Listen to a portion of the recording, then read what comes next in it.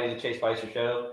Today, one of my good buddies, Paul, is going to join us. We're going to talk about pretty much everything about him, how we all met, and then also his professional career as a professional ballroom dancer / instructor, all the way down from down under. G'day, mate. G'day, mate. So welcome on the show, Paul. Good to see you, brother. Thanks for having me. I'm absolutely. excited to be here. Yeah, so we've been talking about doing this for a while. Finally gotten back and got some time to do it. And then I texted him. I just said, why don't you just come on the show? We've been talking about it. So here we are. Welcome, brother. Thank you. I appreciate it. It's good to be here. I'm excited about what's going to happen today. Yeah, absolutely. I know it's been a topic of discussion. We've said it a few times and everything, and kind of joked about it for the last year, maybe two, and then now here we are. The time is right. Yeah. The time is right. So now, obviously, everybody can tell this is a different setup than most of the time where I'm from the office or wherever in the house. But now we're out in the garage. So garage things. Garage things. Kind of turned it into a little paradise out here to get away from, myself. So yeah. But we're back. Yeah. So anything that's going on, we come out here to the garage, hang out, got a pop shop, putting green. Now we got the dartboard. And we got Paul. So, man. So, obviously, I've known you for a few years now. Probably like 4 or 5. 4 or 5 years, yeah. Yeah. Met at good old Slingshot, the barcade. Good place. When we were all on 15-person date. So that was fun. Yeah, that was a date. Oh, yeah, wasn't it? I was like, God, we know everybody in here. Right. I remember just meeting you and stuff, and I was like, dude, this guy's my best damn friend. I just want to hang out with him all the time. Now here we are, obviously many years later. Got to learn more about you. So why don't you kind of tell me, and tell everybody, what do you do currently, as a professional ballroom dancer, instructor, stuff like that? Yeah. So I've been dancing I did the math on the way over here. 33 years. I've been dancing for 33 years. Now, I'm not going to tell you how old I was when I started, but I'll tell you I've been dancing for 33 years. You started at 3. I did, yeah. -4. Fair enough. So I've literally been dancing my whole life, and just did that at the same time as going to school, going to college, and working full time. So, traveling around Australia while I was doing it really opened up my eyes to see that, there's a good opportunity for me, because I was getting good at it. Yeah. And, the opportunity came up that I was traveling from Australia all the way out to Florida to have lessons with one of the world-renowned coaches out there. And what happened was, at the same time as I was traveling there, one of the competitors was traveling from Charlotte out to Tampa as well. Yeah. So we ended up striking up this friendship through there. Yeah. And one night we were just hanging out, having a few drinks, and she said with her husband, so what are your plans? What do you guys want to do for your life? And me and my dance partner at the time were thinking, this might be a really good opportunity to move out here and dance full time. And we said to them, look, we want to eventually move out and work and teach full time. And they said, well, why don't you just work for us? And we'd only met these people 3 or 4 times. So it was still fresh. They already knew. The magic was there. He's from Melbourne. Melbourne. Americans are Melbourne. Yeah. Where are you from? I'm from Melbourne. Melbourne, Florida. I'm from Melbourne. A little bit further south. Melbourne. That's it.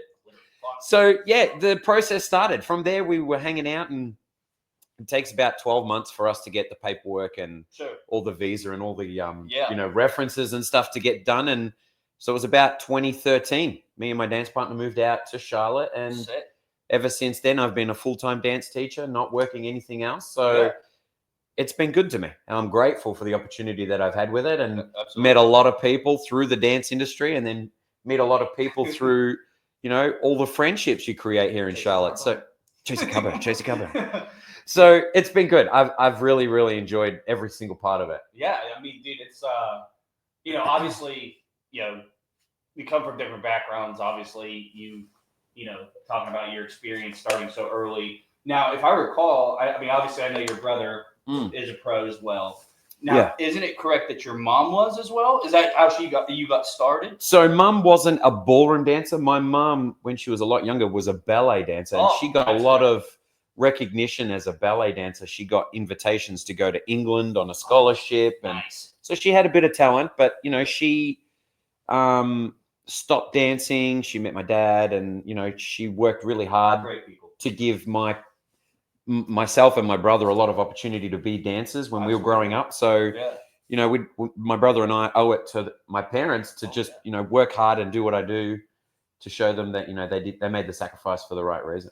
Yeah, no, that's a great point. I mean, I feel like some people are fortunate to have that same relationship, as I do with my parents. Absolutely. Who, they kind of set the pathway for you, and like you try to do everything you can to make them proud, but Correct. also, you want them to be, happy as well with what they're doing. Yeah. So, obviously sacrificing a lot to make sure that you and your brother, get what you need and help out any way you can. Absolutely. So I mean, as soon as you said UK and all that, and I was like, man, I've been struggling with visa stuff for with London right now, trying to go over for F1. We talked about everybody that doesn't know. I did take a job with F1 with Williams F1 race team, so shout out. No free ads. Pay me. But no, it's it's a process. So I mean, obviously you've been through it. You said like 12 months it took, almost for a year to get. I mean, I've just been fast track hoping mine gets in soon and all that. But you will. It's just it's a process, and I think as long as you provide all the right things to prove that you deserve to be there, right?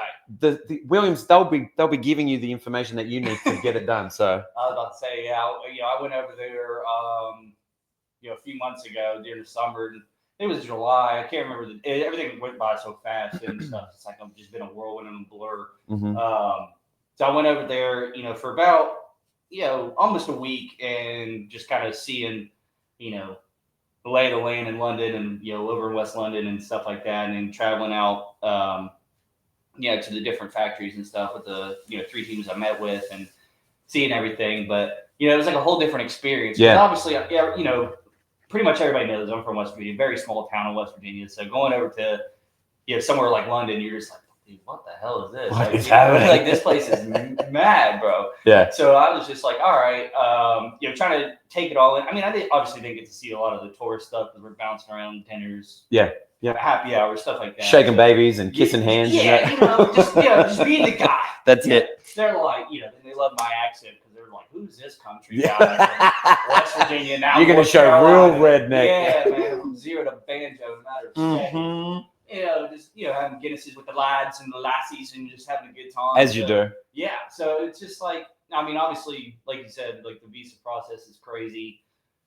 Now you're over here. So how long have you been technically in the States? So 2013, I moved. 2013. Okay. So that puts us at what, 12 years? 12 13 years? Yeah. Almost, yeah? Yeah, almost, yeah. Yeah, it's crazy. And time just flies by. That's madness. And then, now you're in Charlotte, well, just outside of Charlotte, but you work in Charlotte. Yeah. All that. So, like, whenever you, first moved from Australia, and then you were in Florida first and now to Charlotte, like, what's that process like? How do you manage that with not only your, pro dance career and stuff like that, but also the logistics of everything like that? So that time when we got the conversation and we had with the boss, and they were like, yeah, come over, we'll do everything to get you to come over, all that stuff. It was crazy because the whole plan, because we had to go back to Australia. Oh God! Yeah. So we weren't staying here. 24-hour flight. We had to go back, and all we did for the whole flight was just talk about, oh my God, this opportunity is amazing, and then we started planning on, well, what do we need to finish and close down in Australia before moving out across the whole world? Because basically we're on the other end. Right. Yeah. So way down south. We're the real Southerners, by the way. Hey, no argument for me, bro. That's I it. agree. So, yeah, it blows your mind about how much you need to close up and finish, but then at the same time, you need to start to plan to start when you move in the new country. So, things like bank account. You get to America and you're like, okay, I want to open a bank account. Well, no, you can't open a bank account because you need ID. Well, how do I get ID? Well, you can't get ID because you need a social security number. Right. Well, how do you get a social security number? Well, you got to provide 100 points of ID. And that it's just like this loop of red tape that just goes on and on and on. DMV. Absolutely. Listen, you think you think DMV's bad. Wait till you go through the visa process. Bro, I know. I said everything I had. But once we got the social security number, it just I'm not going to tell you my social security number, but we didn't allow. We need to know. So once that starts, everything else just is like bang, bang, bang, bang, bang. It goes really, really quick. So Sure. once you start the ball rolling, it's then putting your head down, your bum up, and just working your guts out. And then you just got to keep doing what you're doing. And, once you know that you're there and you realize that the opportunities come along, Sure. it makes you realize this is it. I'm not going to waste this opportunity Yeah, from any one day from the next. Right. You go bust a gut. And, like I said, I'm grateful for where I am right now. I'm really comfortable. Got a beautiful wife now. Yeah, you do. Just got married in November. Shout out. Yep. So I've I've built a really good life, and I'm truly grateful for everything that, I've given myself. I think that's the way I got to put it. Oh yeah. But also being given the opportunities to make myself proud, Right. Yeah, for sure. I think that's a good valid point. And then obviously, how successful you've been with your career and stuff and coming along. I mean, I know you do Dancing with the Stars with every year, which is sick. Yeah. Honestly, me, I not knowing much about dance, there was a couple times like where mom had it on the TV. I was like, this shit is magnificent. How are they doing this? Like, the feet are moving the one way, the body's going the other way, your arms are going, you're twisting, you're bending. Hell, some of them are doing flips. I'm like, this is not dancing anymore. This is dance gymnastics. Exactly. Dance nastics. Yeah. We've made a word. Yeah, we made a word. Trademark. Leave me alone. It's something cool to talk about because, obviously, I know that's like a big thing. It's obviously a worldwide show. But now, is it like when it comes to Charlotte? Now, is this like a competition? Is it like more like a charity event? Like, what does that entail more than anything? So, great question. So, Dancing with the Stars of Charlotte is a local foundation, and they like to raise money. Originally, it was for breast cancer through the Pink House. So it definitely is bringing awareness in terms of local community vendors to help support larger sort of foundations where they need. I'll do a live podcast. From you'll be sitting in the audience like, there goes Paul, looking good. Nice point. Yeah. Dance partner, she's moving very fast. Yeah. Can't keep up. So the Dancing with the Stars of Charlotte Foundation definitely helps to support the local community as well, and bring awareness to a lot of local businesses to sort of help that out. They've been running for 9 years. I think this is the ninth season now. Wow, man, that's a good run. So it's been going well. They raised $1 million just last season before. So they've definitely got the connections where they need to be. We got to just keep that ball rolling and making sure that everybody is on board. Yeah, help and support. That's awesome though, because a lot of those, I guess you could say TV shows or like the media conglomerates or whatever. Sometimes they take more for themselves than they do for the charity. So that's awesome, and good run. I mean, almost 10 years now, and you're doing it pretty much every year. Almost every year. Almost every year. And all that. I know you do a lot of competitions because even when we went down for your trip down to Florida and stuff, I know you guys had a competition not too long. Well, one before that, and I think it's like maybe after, like 2 weeks after. That sounds right. After, Yeah. So, all right. We're gonna lay it out. I'm trying to we're gonna lay it out. Frame the question correctly here. On competition days, what do you have like a routine you do like before you go out there and dance? Like maybe like you're meditating or like just trying to get in the zone. Yeah. What does like the competition look like? Like this, just a routine, the judging, everything like that. Okay. And then, how do they determine the winner? I don't know if it's like scores or what. Yeah. But how does that go? So this could be a really long question, but I'm going to help you out. I'm going to shorten it right now. Dude, I was trying to figure it out. I'm word scrambles right now. Too many high noons last night. There we go. Forgot what happened. So I don't compete professionally anymore with a professional partner. What happens is I do what's called pro-am. So I'm the professional and I dance with a student who's the amateur. Right. And what we do throughout a year is we rehearse routines to prepare them for competitions. Yeah, okay. When we get to the competition, we're performing those routines. Yeah, of course. In costume and hair and makeup and all that stuff. Yeah, gotcha. And then what happens is the judges will mark your performance to get to the next round. So let's say, for example, there are 18 ladies and professionals. Yeah. They're all competing to get to the final. Now, the final is 6. Once you get to that final, you then get marked from 1st to 6th. Oh, okay. So if you're in the round of 18 or 12, you get a mark from a judge to say, yes, I want you in that final. Right. Then what they do is they just tally the votes and then they just go into there. Oh, now, what they mark it on is really a personal preference, I think is the best way to describe it. But, there are critique that they're trained to do to make sure that they're not just going in without looking at what they're looking at. Right. You know what I mean?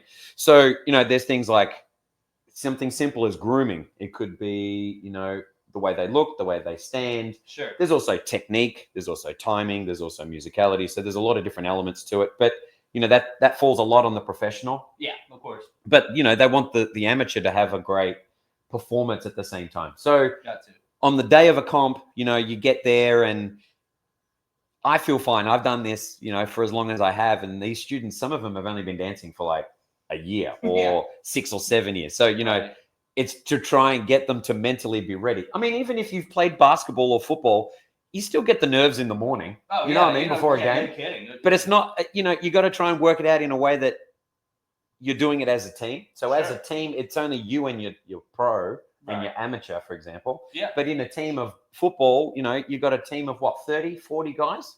Well, I mean, on a normal team. Yeah, it's different nowadays because, a lot of, especially like college, you might have 105 on the team, maybe, certain amount dress or like NFL, only certain amount dress. And then like basketball, there's only 15 guys on the lineup or on the team. So it's like, you're fighting for position and stuff like that. I mean, baseball, it's probably, it's a little different, especially in the pros because you got, a lot more position players, a lot more pitchers. Subs.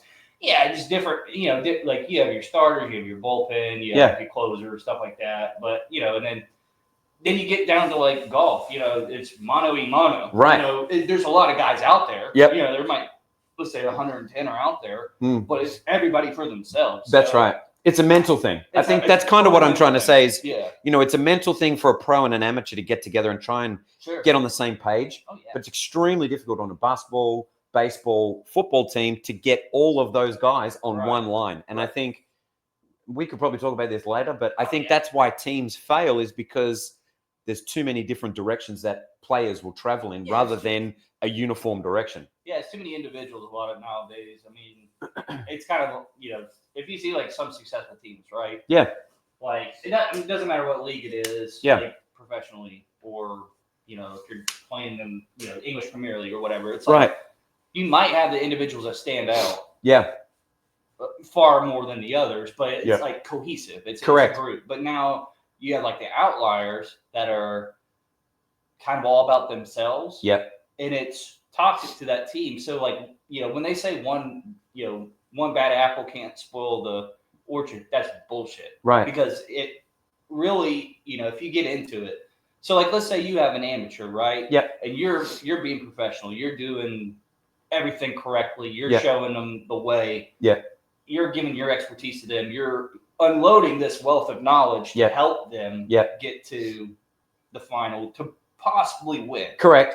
But now, she is saying negative things. Kind of doing it her own way. Yeah. And this is not in any way a shout or slight against women. So please do not cancel me. We're not going there. We're not going there. We're not. Trust me. Example. I'm married. I won't go there.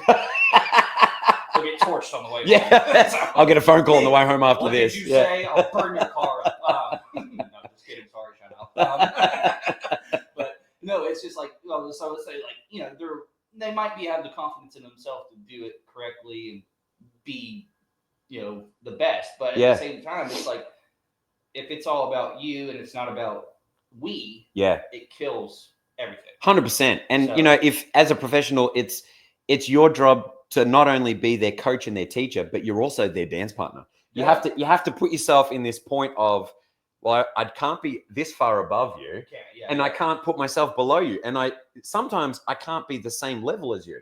But you got to put this sort of gray area in this blend of, I've got to make you better, but bring myself down to help you to get better. Like it's this push-pull type feel. So let's go back to the football analogy. You got to get a coach to pull the lower players up to the top players. Exactly. And you can't let the top players run away without the bottom players joining in. So, you're constantly squishing this team to get them all to travel better rather than I want the best players to be the best players. And if you're not the best player, I want you on the bench. That doesn't work as a team. And that's why teams fail, is because of that reason. No, yeah, no kidding. I mean, it's just, you see it all the time nowadays because, obviously with the Super Bowl, you got the Eagles and the Chiefs coming up. Yeah. Like, they play as a team. Like, Andy Reid is a great coach. And then, everybody in Philly, Nick Sirianni's a great coach, but they're just like dirtbag. We don't like them. Get them out. Right. But it's just like, when you have somebody that's guiding you, right, and leading the way for you to be on the path towards success. Yeah. Why would you? I don't know. I don't understand why people don't just follow that. Like, it's just like, take the criticism, take the learning, and take the teaching, because it's going to get you ultimately to a better place. Right. Absolutely. So, I'm not going to say any names or anything like that, but I had teammates in the past that were, the best difficult. Yes. The Max Verstappen. I'll help you there. The Max Verstappen of the teammates. Yeah, understood. Thought they were a lot better than they were, and absolute dickheads. But so we're not going there. Yeah, we're not going there. It's a Saturday afternoon. I'm not trying to get riled up. Yeah. But a lot of, and then you see it on other teams too. Especially people across, the teams across from you. You see it on their side too. So it's like, you get those people that think they're way better than they are. Right. They try to contribute, but honestly, it's more of a negative contribution than a positive one. Right. And it can just really affect the locker room. It can affect the team, not only 100% on the court or on the field or on the pitch or wherever you're at, but off as well. So it's like, that shit can carry over. So it's just like, especially probably for you, going into competition day, you're like, all right, we got to be, we got this. We prepared for this. Yeah. Let's go in with the confidence. Let's be a team. Let's be a unit. Absolutely. Let's be one. Absolutely. It's not me and you. It's us. That's right. We're trying to win here. And building up to that point, you have to be coach student. Absolutely. But on the day, you're absolutely right. Whatever happens, it's us. There is no but different. Same but different. But all the results are based on us. Right. It's not, well, you fucked up, so you got to suffer for the consequences. It's you.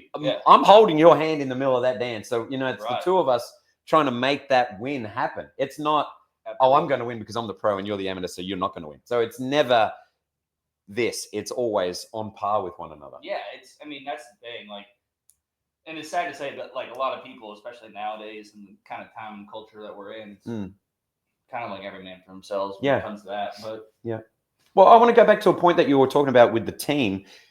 If we talk about, now I'm Australian, all right, we all know that. I don't know a lot about football. I'm learning from the best. American football. But I'm going to use the analogy. I'm going to use the analogy. Tom Brady.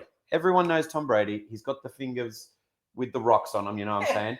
So he just knuckles them out. Yeah. So let's use him as the example here. Tom Brady.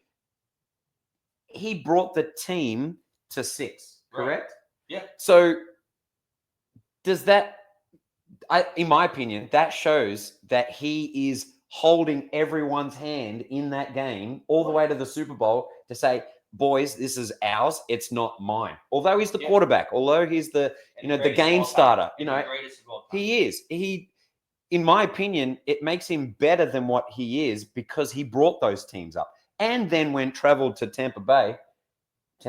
Yeah. Well, see, right. My ignorance. From New England and he basically flew down south and brought the team in 12 months? Yeah, pretty much. It was 12 months, and then he brought them to a Super Bowl and won. Yeah. So that shows the quality of not only a team builder, but a team leader. Now, I want to bring it over to Formula One too. Yeah. All right, if you're okay with that? Yeah. Same principle. You have drivers like Max Verstappen, who is a good driver. He's a very good driver. Talented driver. Very talented driver. Absolute head case. But if you're the type of person that blames everyone on the team for your wrongdoings, that's going to bring the team right down. Then you have someone like Lewis Hamilton, who is shaking hands with the nut and bolt tighteners. He knows basically everyone on the team, and it's people like that will bring a team up like that. Like I was telling you earlier, that top to bottom. He's bringing that level right to the middle of everybody. Oh, absolutely. And if a whole team works good, you will be surprised how much that changes results, direction, morale in a team. Success overall. The higher ups in will general. start, smiling more. Might give out a couple of Rolexes here and there. Hey, shit, I would be You mad know? about that. Yeah. So, you're going to see a lot of that when you travel over there. Yeah. And it's going to be not only just in your department, but if it's something you'll be able to see across the board. And personally, I feel like having Carlos Sainz step in a chair into that seat, I think is going to change a few things. I think so too. Alex is a great driver, really, really good driver, super solid in my opinion. Right. But I think Carlos is the one that's going to be holding Alex's hand a little bit more to say, this is it. This is where we can be a strong team. And I feel like they could be best of the rest as the term is thrown around, Yeah, yeah. And I'll kind of touch on a couple of points there. Yeah. Let's go back to Tom Brady real quick. I think the difference between him and a lot of other people, obviously he's the greatest of all time in football and greatest quarterback out there. But the difference between him and a lot of other people, there's a lot of successful ones. There's a lot of quarterbacks that won Super Bowls. Right. But he was the hardest working man in the room. Agreed. He was always there before everybody else, after everybody else. Yep. And was putting in the work, and even up until he got, 187, whenever he finally retired. Right. But, that's the difference. That's a drive. That's a work ethic. That's being a team leader. That's being being the person that, hey, we can rally around this guy and we can fucking win a Super Bowl. Right. Or maybe 3 or 4 or 5 or how many ever he wanted. Right. But the difference is the work ethic, the time you put in, Correct. the people that will generally gravitate towards you to follow in your footsteps because they're like, hey, this guy, let's say, in his career, probably made over $600 million or whatever the case was. Yeah. I'm telling you right now, if I got $600 million, you would not see me again. Sorry, brother. I'm gone. I'm on the yacht somewhere. I'm hanging out with multiple models, and I do not give a shit about what's going on. But the difference is, he kept showing up to work. He kept showing up to be the best that he can be. Bring it out of his teammates, make them the best. For 20 years. We're not talking like 3 years. This is a 20-year career. Exactly. Yeah. Exactly. Which is hard on anyone. It's hard on anybody. And then you got LeBron in the NBA. I mean, he's 40 now and he's been in the league for 20 plus years. He's still playing at a high level. Yeah. And then same thing with like Jordan and Kobe and all them. They played at a high level too. And a lot of Tiger Woods, all those boys. Tiger Woods, there's many names in the golf too. The guy's basically bionic now, and he still goes out there and rips it. So does, yeah. And then there's us who's like, Jesus. My back's sore today. Yeah. Oh man, I'm gonna need another one of these bad boys to get me nice and smooth. But I think also, and this shows the difference of a leader. Oh, because 100%. You've got a big squad, but then you've got someone like a golfer or a tennis player. Yeah. It's just you and the ball. That is literally it. There's a level of mental capacity that's needed to drive a team of 150 or a friggin' golf club. It's all on you, and it's all on you in both situations. You've really got to prove to not only yourself with the golf club or yourself with the team 150 that we can do it. Oh yeah, exactly. And then, kind of referring back to your career, it's kind of like you're doing the same thing too with your dance partner, right? Or the amateur, if we're getting the terms correctly. Yeah. You're doing the same thing, and then going to F1, it's like you hit the nail on the head when somebody's blaming everybody but themselves. It's going to be catastrophic for the team, and now we're kind of seeing the trickle down effect. Ramification, the ramifications are coming because the car's not ready for this year and maybe not next year. Right. But then you get, like you said, with a guy like Lewis, obviously well known. That's my favorite driver. Everybody knows that's the greatest of all time. No shout out. But when you're taking the time to get to know, like you said, the guy that's screwing the nuts and bolts, the custodian, the washing the floors, the nutrition lady or guy or whoever, or you're going to marketing, or you're going to accounting, or you're going to all the way up to the C-suite. You're getting to know everybody. You're shaking those hands. You're making and establishing a relationship with. And that's what separates, the good people, like the good drivers or the good players or the good, whatever from the great. So I feel like, and then like you said, with Carlos stepping in, I think it gives, Alex Albon a good kind of motivation to, maybe perform a little bit better. I'm not saying that he performed bad. No, but he just didn't have the car, and now he needs to be pushed. They're working on it. Now you get a kind of a young gun who's won a few races. time to step your shit up. Or That's right. You know, it's F1 is a very cutthroat league 100%. because What's the pinnacle? it's the pinnacle. And then IndyCar is great, NASCAR is great. I watch it, but I'm not as in like enthralled in it. Right. I'm not in the weeds. I'm not. I'm not sitting here be like, I like him, I like him, I like him. Yeah. Yeah, sure. I'll watch certain people and I'll be like, oh yeah, he's a good driver, he's a great driver, whatever. Mhm. Or now with the academy, she's a great driver, whatever. Yeah. So Yep. with F1 where it's the pinnacle, you can get your seat snatched from you in 6 races, which is looking like Somebody at how do you pronounce it? Alpine. Alpine, the French company. Alpine. Oui, Get the look at the seat. But that's also the other thing is, you're not looking at drivers that are on the grid already. Mm-hmm. You're not looking at 19 other drivers. You've got people like Kimi, and you've got people like Doohan, and you've got people like all these other young kids that have busted a gut to get there, who've got high energy, who've got balls the size of fucking basketballs. They're ready. They're ready to just go and drive the shit out of a car. Yeah. You can't afford to be looking back. You got to drive forward. You have to. And people like Alex and Carlos, they've got to go out there looking forward. Yeah. And they've got to look side by side to push each other to get there. If they're looking like I'm ahead of you or you're ahead of me, they're done. I'm telling you now.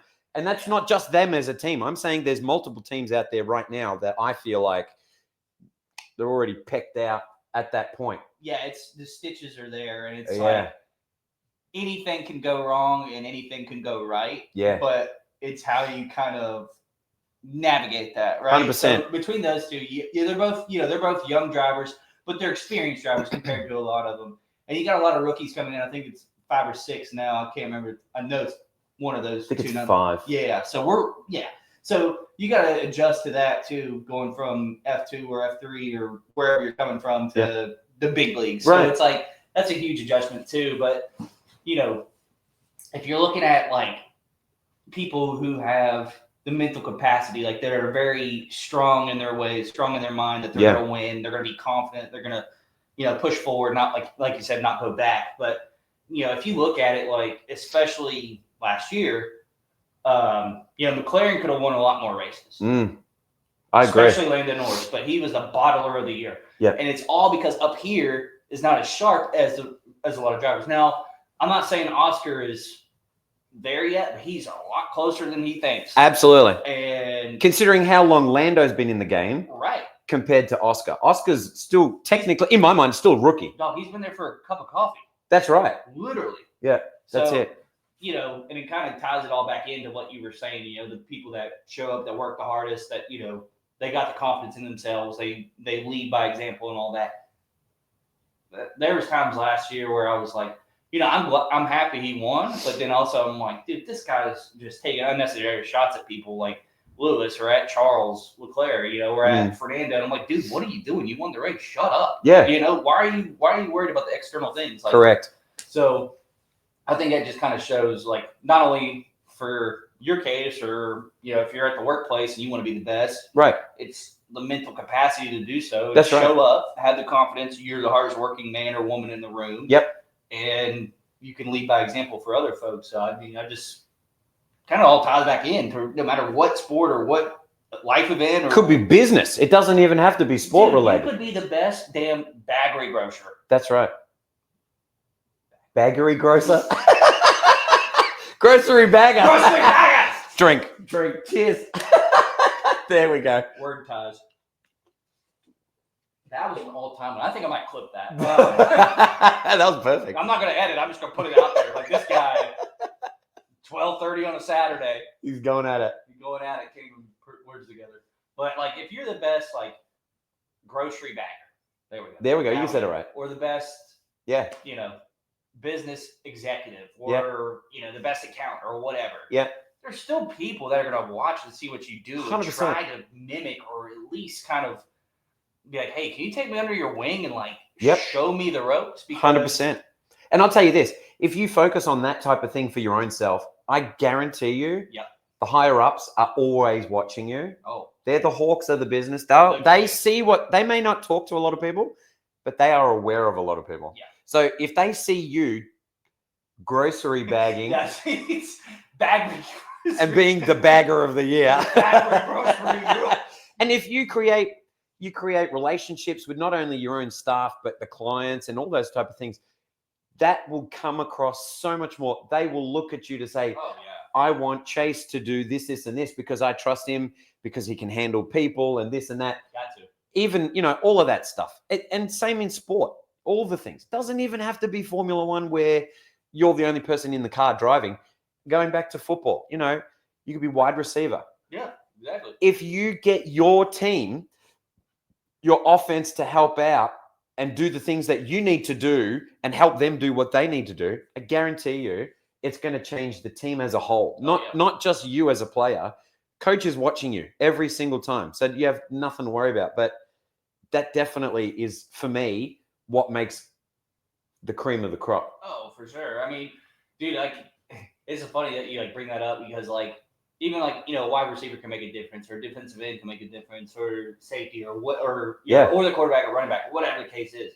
But I remember this is a funny point. This is gonna take us back a little bit to when I was a kid. Yeah. We used to play neighborhood football. Yeah. We'd play at somebody's house. It didn't matter who it was my house or people, kids around the block. Kids in the street, yeah. But we always had we always knew the people that would stand out. So you'd have me and my brother, because obviously my brother's been tall since he was fucking born. But we had the outliers, the people that you they got something. Yeah. Oh yeah. Yeah. And then you had the other ones where you're dude, I'm gonna kick the living shit out of this kid. Oh yeah. Just we're gonna be all right, we're gonna throw it across the middle. We're gonna watch him get lit up and we're gonna laugh about it. Absolutely. And God bless him. I hope. I'm not gonna say any names. We're not naming names. I hope he's doing all right. That's twice today. He's had CTE since he was 7. There you go. God bless him. Hope he's doing all right. But he used to take what heavy hits. What helmet to helmet shots were, but shoulder to head. Oh God. Or this when he ran into the side of our brick house. No problem. No. Also took airsoft pellets to the teeth. No, there you go. That's a whole nother podcast. I hope he's doing all right. But and then the kind of guys that were kind of in the middle, they were good, but they were just you know what, this is where I plateau. This is where I'm whatever. They kind of recognized that early and shifted gears. But it's all about kind of figuring out your path, figuring out what you're best at, because you're not going to be the best at everything. You're not going to be top dog, but then you find that niche, and then once you do, just go with it. Take that to the next level. Take it to the extreme, where hey, I'm going to be the hardest working man or woman in the room. I'm going to be better than you. It's nothing personal. I'm just going to be better than you. That's right. And I feel that can tie into what you do on a daily basis or going into competitions. It's hey, it's nothing personal, right? But me and my partner, for this competition, we're gonna be better than you. That's right. We're gonna win, and it's just simple mindset. And I feel obviously you've been doing it for many, many years, so I feel you have that killer instinct. It's kill or be killed, but also you're trying to instill that into your dance partner. So it's not only are you motivating, but you're also we've learned this. Correct. We've done this together. Right. Let's go kill it. Let's go do it. And it's a different situation when you learn all this type of stuff as a young kid. It grows into second nature. Oh, for sure. Same thing. Kids sports here in America, same principle applies. Yeah. But when you're teaching it to someone that walks in the door and she's already in her 60s, it's a different arrangement of how to, navigate the maze of how do I get her to get hungry. Yeah, I mean, and essentially that's it's dancing is still a sport at this point. So you got to just navigate it and you get the right keywords, or you get the right. Oh yeah. It could be a song that you play in your room in your earpods and just get at it, and it just triggers something inside, and you're okay, the beast has awakened, and then you just go out there and you kill it. So I think in everything, going through what I've learned in dancing, you've got to be mental. It's more mental than it is physical. I think anyone can get fit. Oh yeah, absolutely. But not everyone can get mentally strong. No, that's so true. Do you know what I mean? Oh, and I think that's what brings out the men from the boys is they can switch it on like a light switch and they're ready to go. And, you know, in my job, getting that translation over to someone that's learned it so much later in life is harder to do, but I think still doable. It's just, again, getting the right keywords to trigger those moments. Yeah, I mean, I think that's a good point, especially like because obviously, I mean, I know, like you said, trying to get a 60-some-year-old lady to go out there and be hungry to be doing the things that you do, but then also to like, hey, we're going to competition mode. Let's get it going. You know, we got some words. You know, like you said, the keywords. Now, with that being said, so like whenever you're out there in the competition, or even just instructing them in the studio. Yeah. So when you're kind of making the movements, you're doing the dances, you're doing the routine, you're doing the choreography, I guess you could say, with everything. Now, if you're out there in a competition, are you communicating with them kind of? I mean, I know obviously you have to show the emotion, you have to show the smile, you have to show the. I know it's an emotion, but you have to show the pizzazz of the dance and get into it. Now, are you guys communicating through your teeth like, hey, buddy, like this? There is a lot of that, So again, let's go back to training. Let's take back a step. Sure. You know, in training, you're giving them these keywords. Yeah.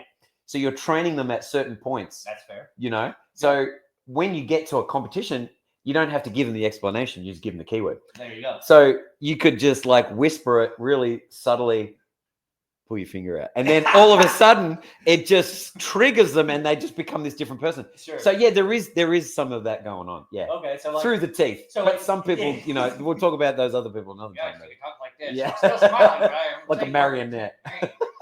Spumoni. Spumoni. So like for your like keywords, like do you have like any like funny ones to like kind of get them like we're gonna show some emotion here, or like more of a smile, or maybe like a little dark one where you kind of show like the seriousness, or like anything. Yeah. Do you have like examples? Yeah, I think I don't tell someone how to feel. That's fair. Do you know what I mean? Like, I mean, I don't either. When we wake up in the morning, we're in a different sort of emotion every day. Yeah.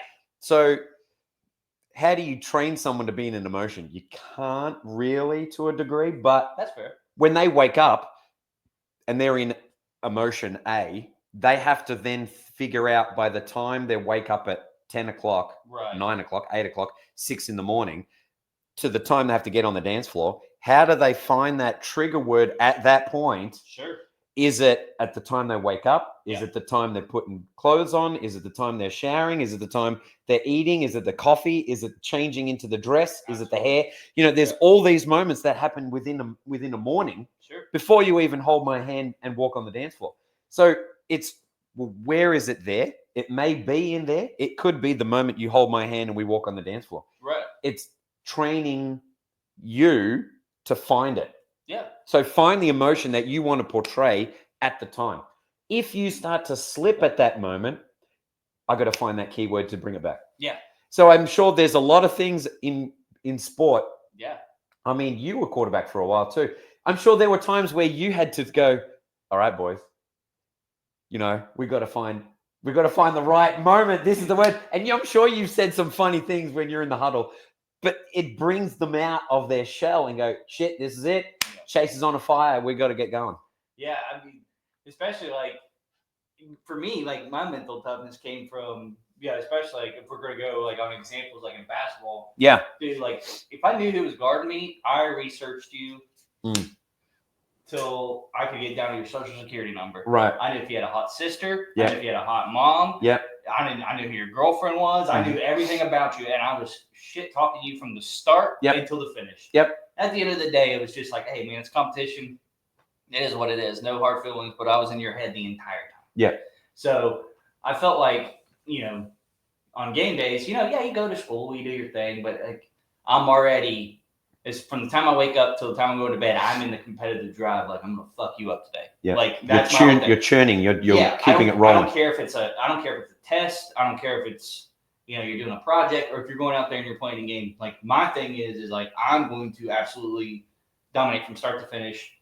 I'm going to be in your head from the time I'm getting you off your game. Yep. And that was something for me. Like, yeah, there was times like where, you know, I could get out of the, you know, I'd get out of my mind and I'd be like, kind of, whatever, but I would snap back into it. Yep. That's the difference between like a lot of people. Like, Mm-hmm.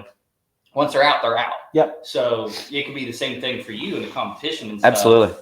Like, say your dance partner, they just didn't wake up on the right side of the bed, if right. you will. And they go out there, they have a poor performance. They're already in their head, and you're trying to motivate them to get them back. Yep. But they're already gone. Yep. That happened. That can happen. That can happen. But that's just inexperience on how to translate that from a negative into that positive. And there's a lot of mental stability that's got to come along with that to say, okay, fucked up on that last one. Right. I then, as the professional, have to turn around and then say, okay, look, it's happened. Yeah. You can't change it. It's already done. Sure. Whatever the result is of what that was, we now have another event that we can change everything that happened in that moment. Right.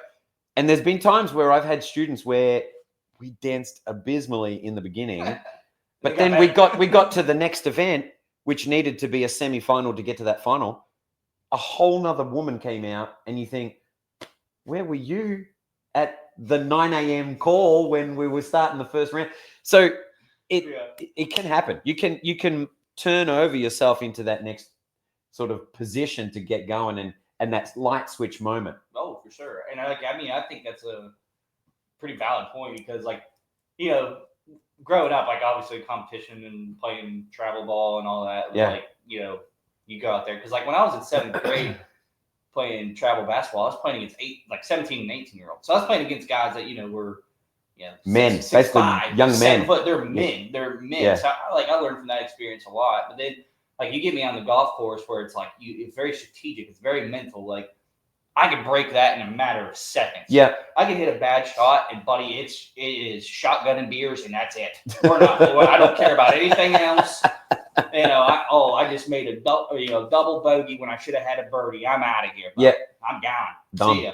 So it's like that's the thing, because like now, I go like when we went to golf. Yeah. Like when we went and golf with you and your brother Max when we were down in Florida, it's like, dude, we're gonna go have a good time. We understand that this is like we're gonna have a few beers. Yeah. We're gonna play some golf. It was loose. We tell that to you, ladies and gentlemen. Like, it was loose. We were having fun, and it's just like, but then like when I used to play with my friends and stuff, it'd be the same thing. But then like you start hitting some good shots, and you're like, oh buddy, I got the tempo now. It's happening. I got it going. So that momentum started. Now I'm going to start putting some money on there, and that's just when you're like, buddy, I'm going to walk in. Okay? Once that cash hits that desk, brother, that's what I'm saying. That light switch flick, you're in. It's game over. Yeah. You put some money on the table or in the cart or wherever you want to put it. Somebody better run me. Game on. Game on. I hope that ATM's ready because I'm taking it, brother. We're going to add a couple of zeros to that. No, yeah. I'm taking it. So I don't know. It's just like. You can kind of equate that to anything nowadays. Yeah. Like you can go. I mean, if you want to be let's take a point. Like Gordon, you want to be the best chef in the world, or you want to be, the best doctor, or you want to be the best policeman or policewoman, or whatever the case is, or you want to be like the best. Let's say you're a carpenter. Like you're wired a little differently. Absolutely. Like, and that's what I feel like. Not only in my experience, but also yours. Yeah. Like, a lot of people. When you become a pro at something like you are, you're wired a little differently. So like you can switch it on and off, no problem. Yeah. Where you're training, you're trying to get somebody to go to this direction. Yeah. But they're kind of moving this direction. You're able to kind of shift their gears. Yeah. Get the confidence up, get the motivation to get them where you need them to go. I feel like, even though you said you're not competing professionally anymore, but with the Pro-Am, you're able to do that just the same. Correct. Yeah. So that's pretty cool. But, so I think, let's touch on that a little bit. I think it's in anything in life. Anything in life will have a skill set that you need to get better. Right. Oh, yeah, absolutely. So, but you made out a couple of points. I don't know if everyone was listening, but like carpenter. Oh, yeah, Jesus. When you're a carpenter, what skills do you need? Well, you need to saw. That's right. You need to use a hammer. Yeah. You need measurements. Yep. You need to, get alignments and angles correct. They're all skills. Oh, if you can focus on those skills and work on those skills, that makes you a better carpenter. Absolutely. 100%. Absolutely. Golf has skills. Basketball. Hello. Hello, Joe Rogan. What's Shout up? out. Shout out. No free ads. But yeah, sport, same principle. Everything has a skill set. Everything has a skill set. And business has skill set. And I think if, like we said earlier in the podcast, if you want to be better, I feel like you've got to get your skill set in yourself You have to. better. And that's what makes you the best at what you can do. And being a professional, I never got to world champion. I understand that I could get so far before I had to take another light switch, change a fuse to get to that level. I sometimes regret that I didn't keep going. And I'll say that out loud.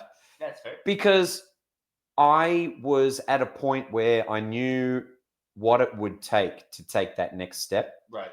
Not that I didn't want to take that step, but I had other priorities in my life that I wanted to start. That's fair. Yeah. So I was happy where I was, and I was very happy and grateful to get to where I did.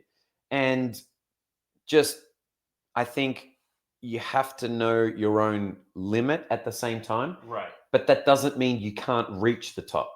I want to Very say true. that at the same time. Very true. You know, do you think Tom Brady at 16 thought, well, you know, I think I might want to just want to get to college football and just see how I go, see what happens, and just that kid was sweating every day of his life, without a doubt, you know, throwing a ball in a hole. And I'm sure he knows exactly what it took to get to where he did. And I think that's where a lot of people today are just not aware of what it takes to get to where it needs to be. Right. Unfortunately, I come from a different country, not unfortunately, I come from a different country. Great country. With different sort of ideals now. Right. But I come across here and I see that, you know, a lot of kids get participation awards and stuff like that. Shit, fuck But that. in my mind, children are not learning. Well, I'm really going to take this podcast another direction. Let's get there. So I think, you know, kids have to learn to lose to get better to win. Mm-hmm. You know? And exactly. You got to take that. That doesn't mean the kids are losers. No. That's not what it means. It means change your direction. Yeah. And take it to where it needs to go to become better. Yeah, I mean, that's like, dude, like, I mean, I can remember playing travel ball, like when we were travel basketball, we played this team called Indiana Elite. They're still around. They get, and this, you know, when you play travel ball, it's not everybody's from Indiana, obviously. Right. So, like, they had all these, like, top prospects for college. And the first game we played them, like, we had, like, I mean, we were down to, like, maybe 7, 8 guys. So we didn't have, like, a full roster because, like, people were hurt or sick or whatever. Yeah. Dude, we got mopped off the floor. And when I say mopped off the floor, it was like a 50-point loss. Yeah. And I'm just like, dude, okay.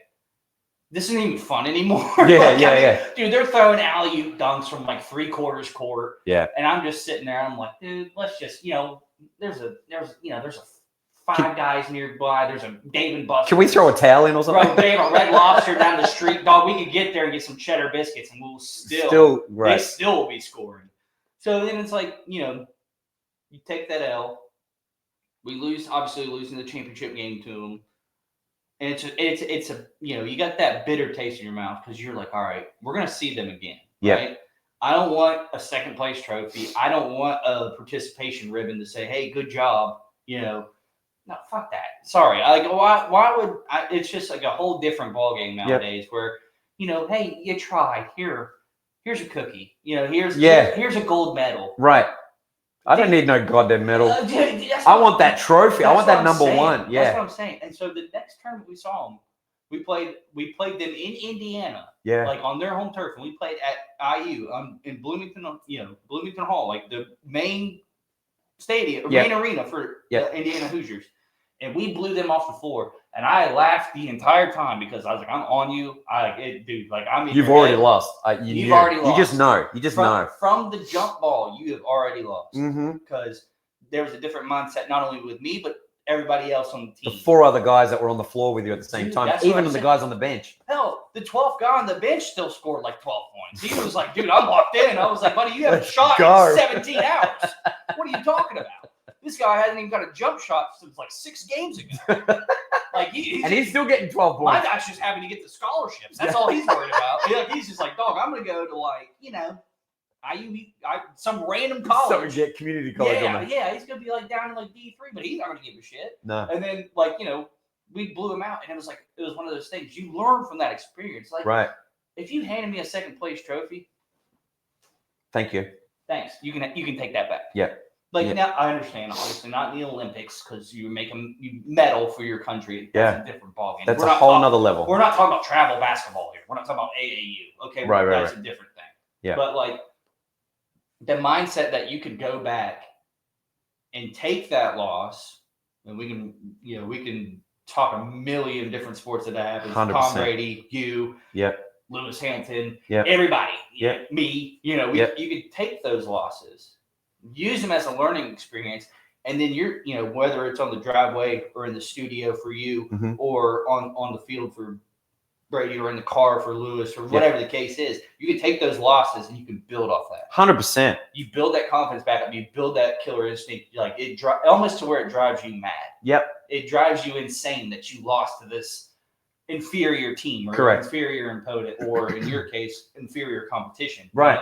So, like you said, you come from a different country. That's set in their values. You have ways you do things. And you come to the States and you kind of are like, whoa, what's happening here? oh, what is this? Yeah. It was a big shock, actually. What is this? Yeah. Yeah. So I totally get where you're coming from. Yeah. And then, speaking of Australia, I bet you from a young age, you're learning how to move with your swift feet, get fast, get, well balanced from all the spiders, the snakes, the kangaroos. Yeah. Everything. Yeah. So obviously you grew up there. Can you please tell me about that? Is it really true? Like those spiders are like this big?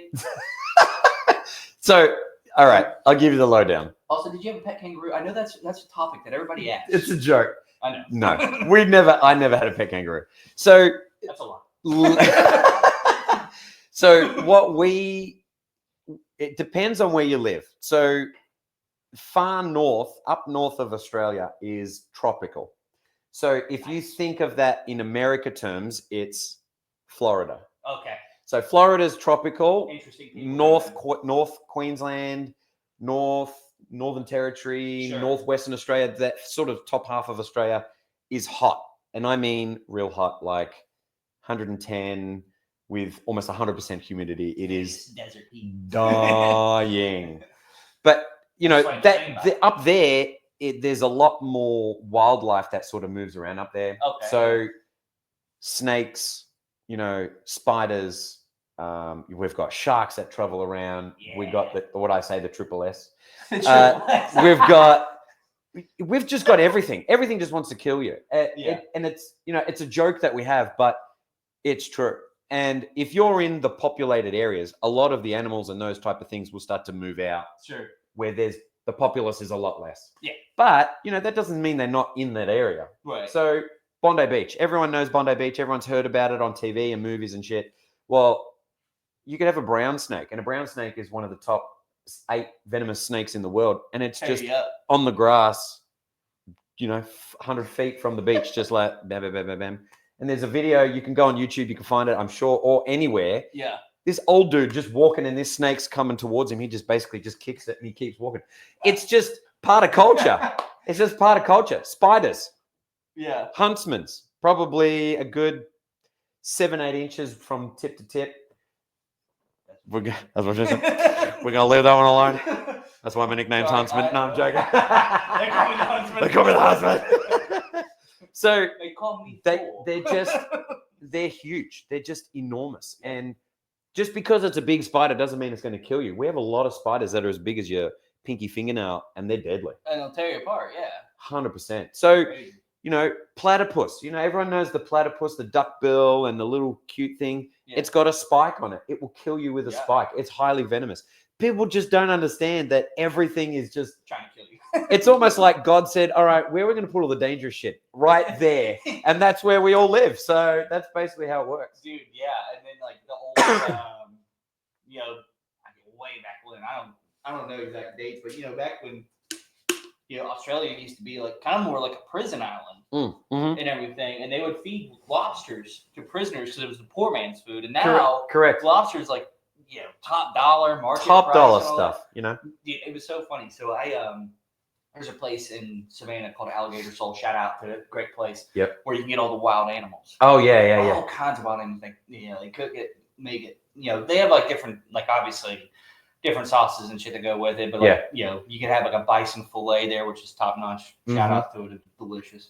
But like, you can get kangaroo there, you can get wild snake. You can get like rattlesnake there, which I've had snake before. But it's like all this stuff. You're just kind of like, all right, it's trying to kill me. Now it's on my plate. Win. I'm winning at life. But no, it's like, so obviously growing up in Australia, like you said, and like certain places are super hot. Obviously, it's pretty warm, pretty much all the time. In general, in general.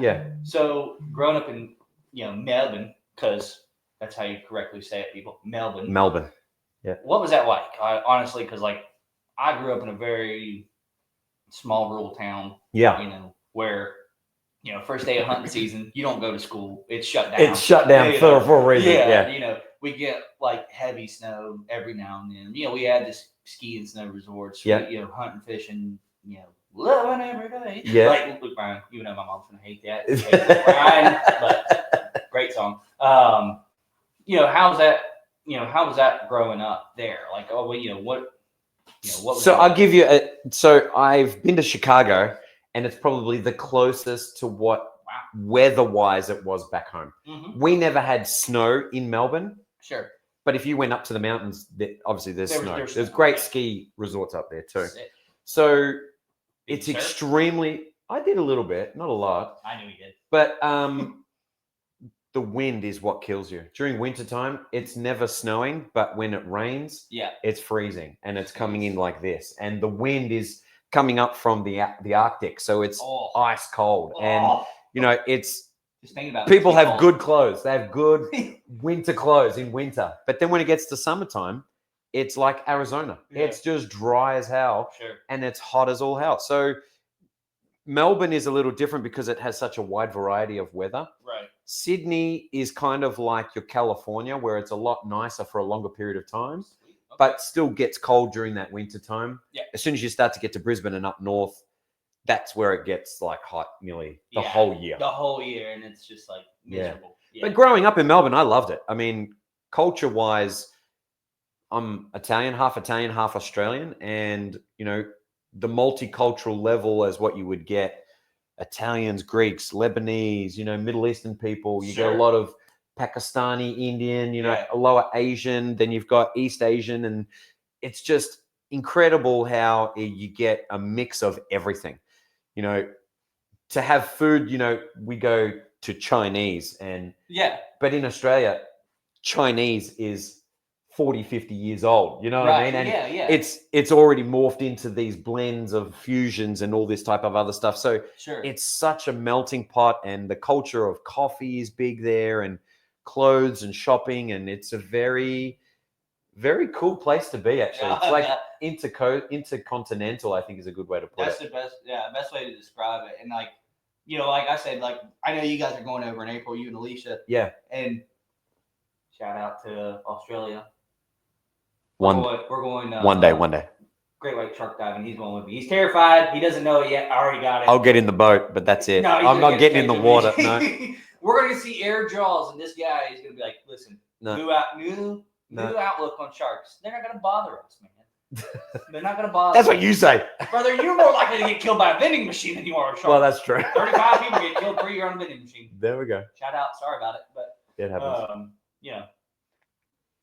The crazy thing is like exactly what you said. Like the food there, the culture, everything is different. And then, like, if you look at it, like, I mean, I know it's probably been a few months since I sent that to you, but like when I was trying to do like that, the Butcher Box. Oh yeah. And I was like, hey, it's coming from Australia. Can you tell me a little bit more about it? And you're like, there's no pesticides in it. There's no steroids. There's no antibiotics added to it. There's no fertilizer that's added to this, like over here where it's like, okay, you get these chickens that are, supposed to be, yay big, and now they're this big, but they're pumped full of, steroids, hormones, antibiotics, all this shit. Yeah. So from pretty much when you were growing up to now, is that pretty much been the case? Like it's always been that way, like just farm to table, nothing added to it. Pretty much what it's been. So in Australia, they're very stringent on a lot of food and stuff like that coming into the country because we're a separate island. We can't afford to have further disease outside of the country coming Sure. in. You know, we want to try to eliminate that as much as possible. Shout out to Border Patrol. Shout out. If you want a good TV show about that type of stuff, go to Border Patrol. It's friggin' hilarious what people bring across in their suitcases. Shout out to him now. Yeah. Shout out to him now, baby. We back. So, but yeah, in Australia, quality of food is just so different. And when you say it's organic, it legitimately is organic. That's and I awesome. feel like we don't have a lot of like those, like you said, pesticides and all that stuff that is so readily used here. Right. We're going to call it out. Fructose and corn syrup and stuff Oh, like the that worst, dude. is illegal It's in in Australia. everything. You're not allowed to have it in Australia. That's- So we need to food, do that's that. why food tastes so different over there. It's Yeah. because it's not sweet. When it's savory, it's savory. Or highly concentrated. Or highly concentrated, Yeah, right. So, So, you know, I know there's a huge population difference. You know, Australia's Yeah. 26 million and, Right. you know, you have cities that are 26 million. yeah. And we're a whole country of 26 million. Right. So, you know, the quality of food drops when you've got to do so much of it. I understand that side of it. But, you know, there's got to be a level of, you know, slowing things down so that we all get healthy Yeah. from that thing, you know? Sure.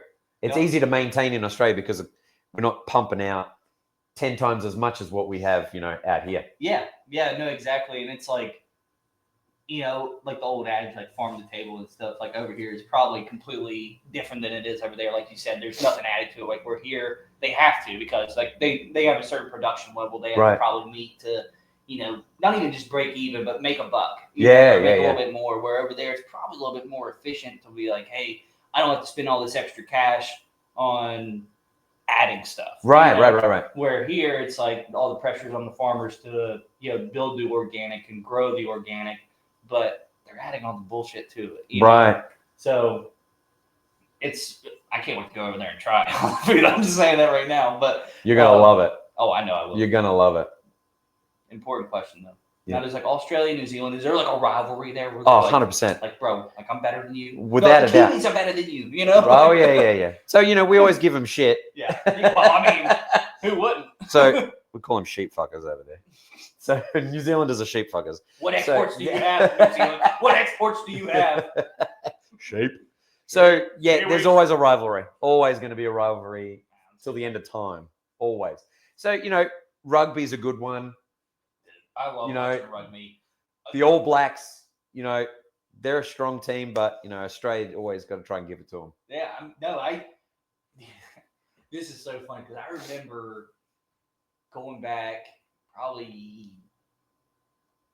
3-4 years ago. I've been in Charlotte and outside of Charlotte for like 5 years now. But I went to Conley's one morning. Yeah. Local watering hole, the best place on earth. 100%. Love you, Conley's. I'll die in there. Bury me there. Bury me there with a pint. You'll be in the JMO. doorway. Bury me with a shot of JMO. Yeah, that's it. But no, I went there because Ireland and New Zealand were playing a rugby match. Oh yeah. And I don't know if it was like the finals or maybe like semifinals, but like you said, the All Blacks is what they call New Zealand. Yeah. And I didn't know that. So like when I first heard that, and there's like a guy from New Zealand there, he's like, "Oh, the All Blacks are going to give it to the Celtics or the Celtics," and I was like, "What does that even mean?" First of all, like you shouldn't just be yelling. You're in America right here, brother. This is just not right. And then he told me that was like the old, the team name or the nickname for New Zealand. Yeah. And like, or as a lot of Americans, the Kiwis. The Kiwis. But it was something to behold because I'm like, they don't open to a certain time, but like on rugby match days or Conor McGregor fights or whatever. Yeah. Buddy, it is. You got a Harper, you got a Guinness poured at like 7 a.m. 100%. And a JMO to the And side. it's all day. And it's all up for the boys in green. That's it. That's what it You is. That's sign what it's up all for the about. Boys in green, or whoever. And I was just like mesmerized by that. So like, for Australia, obviously rugby's huge. Football, but soccer. Yeah. Over there. Yep. Is it kind of like the same thing, like with sports culture over here? Is avid and like fanatical like it is 100%. here? Oh yeah. Okay. Well, I think, and for me, so this is going to sound so funny, but the first tailgate I went to, I was like, what the fuck's going on here?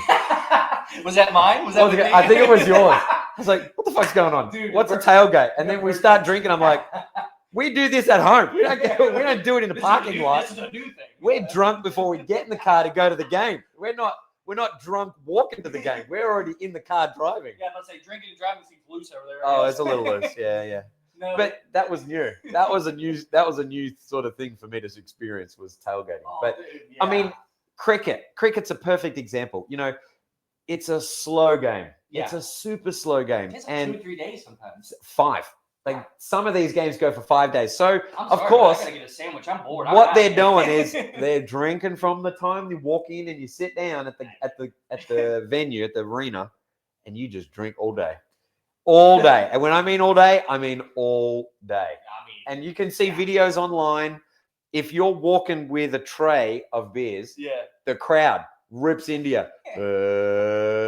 And you have to put your drinks down. You got to chug them. You gotta finish them. And you chug them. They're like, another one. And they keep building you up. And you can't just like walk away. They give you the finger and they're yelling all the shit at you. So all the obscenities. then you grab another one and you start chugging another one. They're like, hey! And then you got to finish your whole tray.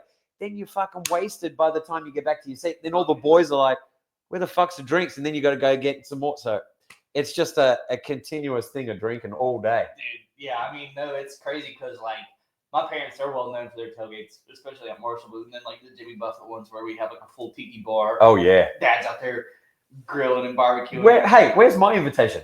Well, I'm calling you out. Well, Jimmy Buffett's Mr. dead Spicer, now. Right. I want to be in. Jimmy Buffett's dead. Send me an invite. But no, you'll have to come to a Marshall game with us, and we'll really 100%. do it up. You know, like on average, you know, you can have anywhere between 30 to 50 people on just like a normal game day, but then like you get like a homecoming. Oh, dude, you get my dad's fraternity brothers, you get my mom's sorority sisters, you get my fraternity brothers, you get my brother's fraternity brothers, everything's plus happening. them. Plus other friends, you know, on the that we've known for years, family friends. You get family there. You get, you know, all people that come in from all over the country, all over the world, wherever. And it's massive. Yep. But then R.I.P. to him. When we did Jimmy Buffett, dude. Oh my God, man! It was like the tiki bar, Dad's grilling. You got like a liquor tree. You got you probably have 500 beers and they're gone by the time you leave. Dang. And it's just like everybody stops by and it's just a whole experience. And I know your dad can throw them all back. He can throw them down. Craig is an absolute athlete. The guy, no matter what he picks up, it doesn't matter. The guy can do anything. Yeah. He's incredible. My mom is the same way. She can really learn on the fly.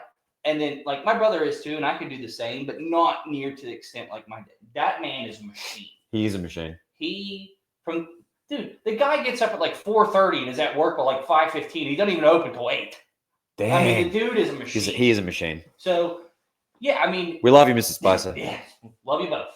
Shout out to my parents. Absolutely. And Mrs. Spicer, 100%. Shout out. No free ads. You owe me $100. Yeah. Sponsored. That's right. Dr. Craig C. Spicer. There we go. DDS. Shout out, $100. No, but they put it all together. They really care about having, the right amount of food, the right amount of drink, just to make sure that everybody else has fun. Yep. They're so unselfish in their ways. They want everybody to have a good time. And it's when you get into the tailgate, it's probably for my birthday one. Yeah. You're like, dude, who gets Bojangles? Who gets wings from Max Pizza? Who gets all this food? Yeah. And then also has a cooler full of stuff. Well, they do. And then they make slush, which is everybody. Dude, once you try a slush, man, you'll never. I won't go back. Dude, I'm telling you right now, they make it on Wednesday. They freeze it from Wednesday to Saturday. No way. You have in our ways, if we have 4 or 5, buddy, we lose all motor function. No way. Your legs, your arms. Shit. Thank God your dad's a doctor. You can barely even talk. You're just like, let's go hurt. Yeah. Listen, I might sound like I'm from West Virginia. Australian from West Virginia. Dude, that'd be Australian redneck would be fantastic. Oh, God, yeah. What are you going to do, man? I'm going to tell you what. There. Go hunting, fishing, loving every day. Praise God. Listen, if you want one of those, you better call him out and say you want me there to do one. Dude, he would be honored if you guys came to one. So 100%. We'll get it set up for sure. We'll do one for sure.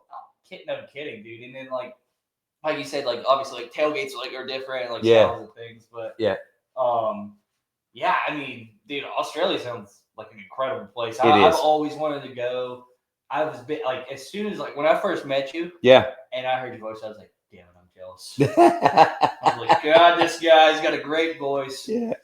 He's from Australia. I've always wanted to go. Yeah, You were yeah, sitting yeah. there telling me about it, and I was like, dude, He's making it worse. I'm just so jealous of this man. Uh-huh. I just met 38 minutes ago. Yeah. But here we are. Yeah. And it's been like, it's been hey, dude, it's been a journey. Like we've been Certainly friends. has. We've been good friends for a while now. Like Yeah. and all Pretty that. much from that day. Yeah. Oh, dude. Like from that day, like we were texting and laughing, and it just hasn't stopped. It's been about memes since the day we met, basically. Instagram memes and reels and everything. But Yeah. dude, it was so funny though, because like we were just by the end of it, all the girls were talking and like all the guys were kind of like just mingling, trying to find beers, like get me out of this damn situation. Right. But we're over there like, dude, you want to go play some skeet ball? Yeah, we were all about it. You want to go play some big buck hunter? Yeah, we did. Yeah. Dude, and then we were like trying to like use like the beer wall, like tapping our wristbands, and nothing was working. And it's like, oh man, and it was like, yeah, we bonded like right then and there. Straight away. Now here we are, so it's crazy. That's it. But yeah, man, dude, like honestly, like I know we talked about it, and here we are, and finally got the podcast done, and just hanging out. But like, dude, is there anything else that you kind of want to talk about, or anything like that maybe you missed, or anything like that? No, I think we basically hit all the things on the head for sure. I think so. And then honestly, we'll get you guys out to a few F1 races if you want to this year. That'd be great. Yeah, we can keep doing these and from obviously different locations. But if we want to do some more, if you guys want to do some more, we definitely can get a setup done at home, and for sure. I'll get one set up at home, and we can keep this going. Visit Australia. Oh, I don't know if that's the way. Hey, if there's a chance, what if we did one in Australia? Oh, bro, that would be a next level right shit. after our shark dive. Oh no, on the boat. The camera's like this on the boat, our deep sea and shit. We're bouncing around. Your experience. Yeah. I saw 7 sharks. There we go. And chum the water, but no, and then we'll go snake wrangling. We'll do all. Oh shit! Okay. We'll go fight some kangaroos. We'll do that. And those videos where they punch the kangaroos in the face, it's true. If a dog gets taken by a kangaroo, you punch it in the face because a kangaroo will kill it. That's for sure. That's right. And like you just saw Shane Gillis did. That's exact how they square up. But, yeah. Yeah. So obviously, thank you, Paul. Thank you. Awesome to hear about your experience, and then obviously the differences between U.S. and Australia, and hear about where you grew up, and just everything in between. But like I said, we'll get you out to the tailgate. We'll do other podcasts. We'll really do it up, man. But I appreciate you being on here, and I appreciate your friendship. Chase, thank you so much for having me. I've had such a good time. This was really, really fun. I would love to do this again. Oh yeah, dude, absolutely. Thanks again. I appreciate friendship too. Thank you. Cheers, everybody. Dude, that went well.